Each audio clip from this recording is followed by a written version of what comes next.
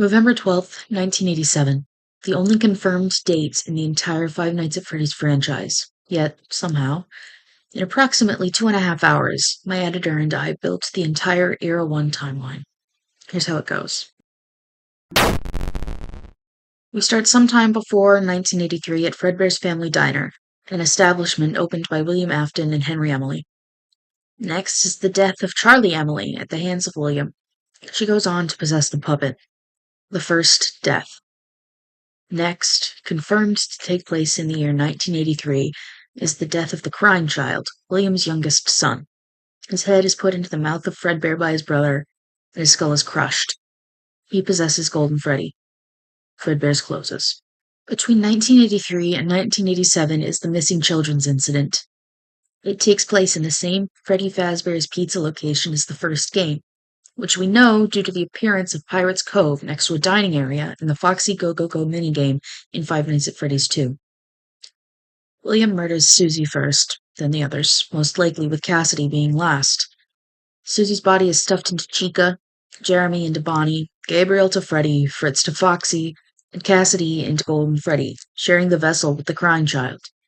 At some point, William was arrested under suspicion for involvement with the missing children's case, but as no bodies were discovered, he cannot be charged. Miss Freddy's is closed due to smell, mucus, and blood leaking from the animatronics. William likely splits, at least for the most part, from the Fazbear name here, instead creating Afton Robotics and opening Circus Baby's Pizza World. It remains open for one day, during which William's creation, Circus Baby, kills his daughter Elizabeth. After this, Five Nights at Freddy's 4 takes place, where you play as Michael Afton being tortured by William. You are hunted by nightmarish animatronics that are brought to life by sound illusion discs and some sort of fear gas. There are hundreds of sharp teeth to represent the crying child's death, and mouths in their stomachs to reference Elizabeth's. In the year 1987, William Afton works undercover at the new Freddy's location, looking for Remnant. The location has been open for approximately 3 months, as the phone recording states that this is a summer job, but the paycheck at the end of the week claims the month is November. He works there for a week, collecting spare parts and broken pieces, all the while being hunted by both the toy and withered animatronics. Both sets of robots are aggravated by the sight of Afton, the withereds by their killer, and the toys by the criminal in their database. He receives his paycheck as Jeremy Fitzgerald on November 12th, 1987, and gets away scot-free. The day shift guard who comes after him is not so lucky, losing their frontal lobe to the mangle in the infamous bite of 87, leading to the closure of the Five Nights at Freddy's 2 location. Taking the remnant he collected as a night guard, he melts it down and creates the Funtime animatronics. He then disappears, leaving Michael a message to find his sister, to access to a facility built underneath the Afton household. Michael works as a night maintenance man for a week before having his organs forcibly removed and replaced by an amalgamation of the entire Funtime cast called Ennard. He is used as a skin suit for an indeterminate amount of time before being freed. Michael swears to find his father.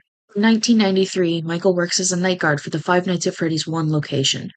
The original animatronics have been refurbished and brought back to their original pizzeria, terrorizing the night guards wearing uniforms similar to that which they last recognized their killer in. Michael doesn't find his father, and leaves after he finishes his week.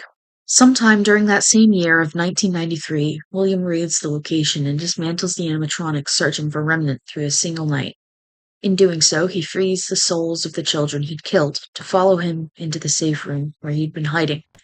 Afraid, he puts on the springlock rabbit suit he'd used to lure them to their deaths and, in a twist of irony, is killed by his own creation.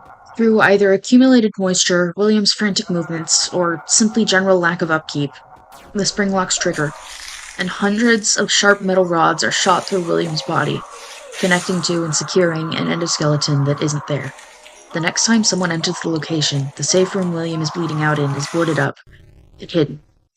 And those pieces of the children's souls are likely drawn to what parts of them are in Ennard.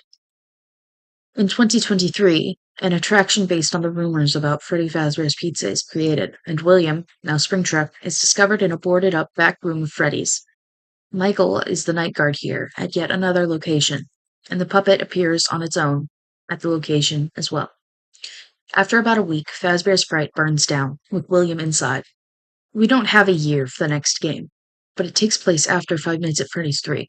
You play as Michael, once again, and have just bought a Freddy Fazbear's franchise package. The whole place is a trap designed by Henry Emily, William's once business partner and friend, the father of his first victim. Michael checks out in the back alley every night for a new animatronic to gather inside.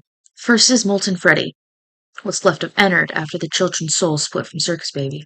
Next is what remains of Springtrap after the fire at Fazbear's Fright, followed by his daughter as Circus Baby. Finally, inside of a suit designed to capture it, is the puppet. At the end of the week, with all of them together, Henry sets the place ablaze with William, Charlie, Michael, Elizabeth, the missing children, and himself inside. This fire is what truly, finally kills William, but he doesn't move on. Instead, in the events of Ultimate Custom Night, he's tortured in an internal, personalized hell by Cassidy forever. He dies, over and over again, and every time, I he always comes always back. come back.